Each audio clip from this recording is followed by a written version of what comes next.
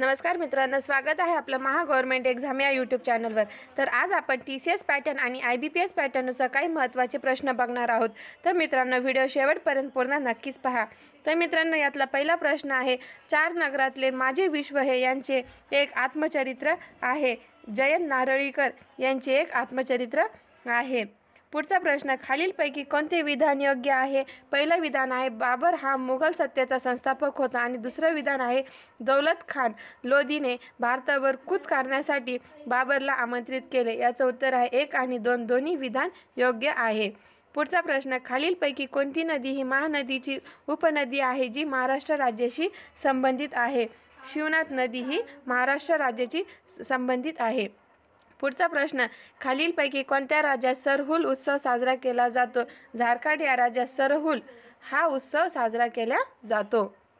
पुढचा प्रश्न, खालीलपैकी कोणत्या देशाच्या राज्यघटनेतून भारतीय राज्यघटनेने अर्थसंघीय सरकारची कल्पना एक मजबूत केंद्र सरकार असलेली संघराज्य व्यवस्था घेतली आहे? याचं उत्तर आहे कॅनडा या देशाने।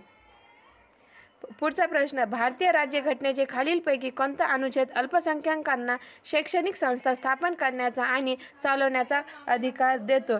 याचं उत्तर आहे अनुच्छेद 30। पुढचा प्रश्न, प्रशासनात सक्रिय भूमिका बजावणारी नूरजहाँ डॅश डॅशची पत्नी होती? नूरजहाँ ही जहांगीरची पत्नी होती। पुढचा प्रश्न, बँकिंगमध्ये IFSC चे पूर्ण रूप काय आहे? IFSC चे पूर्ण रूप आहे इंडियन फायनान्शियल सिस्टम कोड।